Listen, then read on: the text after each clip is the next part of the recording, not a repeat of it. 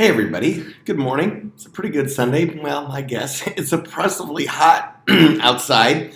I took a lap around the block this morning, and there's a certain house that I think is really scary. And I posted about it last night, and as I was walking around the block this morning, there were 4 boots on the front lawn of that house. 4 boots that were sitting on the ground on the front lawn of that house. 4 boots on the ground. Boots on the ground? Boots on the ground.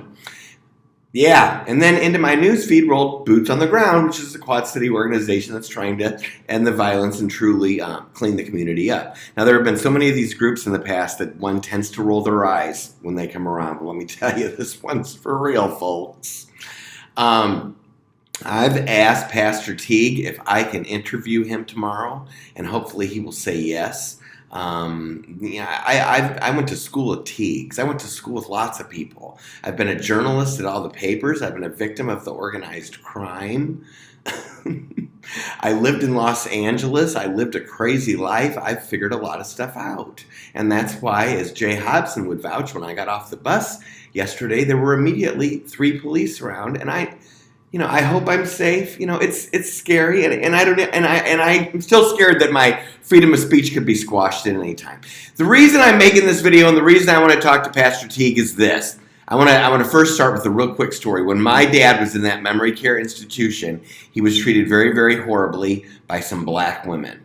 Now, being programmed by people like my dad for no good reason at all to lash out with stupid things like the N-word.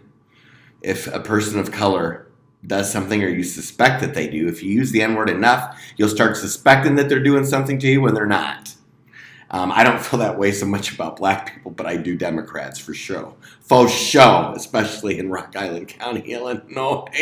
District 17 Congress, where U.S. Rep. Sherry Bustos is married to the appointed Sheriff Hubby. But anyways, so I would come home upset that my dad had been abused, and these women were so nasty to me. Now, was race their motivator? Were they weird like I was, and were they lashing out at me for no reason? Were they maybe jealous that my dad was able to afford to be in a place like that, and maybe they thought, I was so demanding and cocky, maybe that got on him, or maybe it was even more sinister than that.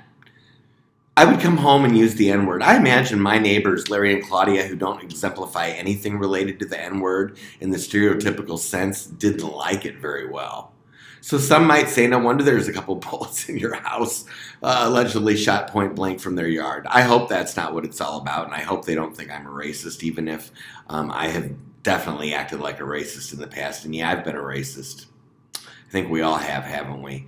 Anyway, I want to talk to Pastor Teague because this isn't about racism. My shut up house is not about racism. This is about divide and conquer. And I can tell that Pastor Teague gets that because the latest Facebook post talks about political prisoners.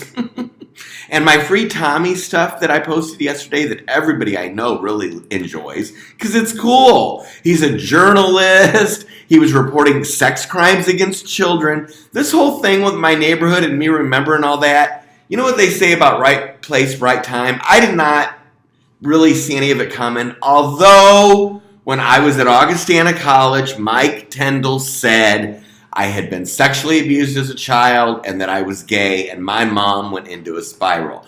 Do you want to know how that further bubbled to the surface about the sexual abuse in the neighborhood? I called Rock Island Police Department, so it's on file, and it's been very recent. I heard somebody screaming from the vicinity of Emmanuel Lutheran School. And that's where I keep in my head thinking it happened, is in the woods by there, but it wasn't just there. There were things that happened in this house that I know what they were, but were they sexual abuse? And I don't want to talk about who did it. But if the neighborhood in general has been creepy and that's the way it's starting to look, I want to clean it up. I want to clean my house. Listen, Pastor Teague gets it. That organization gets it. This ain't about me. So what are they doing? What is the establishment divide and conquer whack jobs doing to terrorize other people of all kinds of races and ethnicities in other neighborhoods? And what is their end goal and what are they up to? And it's not about politics, because there's Republicans doing it too. They're all involved. They're all filthy. They're filthy in this town, especially Illinois side. Pure filth. Pure filth. So, so I'm excited, hopefully, to meet with Pastor Teague. You know, that Pastor Tommy thing was people of all colors, people of all stripes. How does the media spin that it's far right? What's going on? I look at that newspaper, the Quad City Times that I worked at. It's terrifying. That hospital is terrifying. It's all terrifying. But I'm here to tell you, Pastor Teague's organization ain't just blah, blah, blah, yakety yak.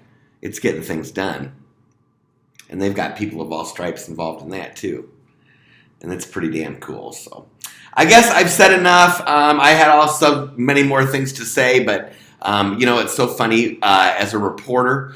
If I'm telling a story that to me is wildly important. So like if an editor gives me a story but I don't really think it's important, I can bang that lead out and it's exactly what they want. But if it's a story I think's important, I will labor over the lead for hours, and it's no different making the videos. And when you're talking about what I'm going through with so many layers, boy.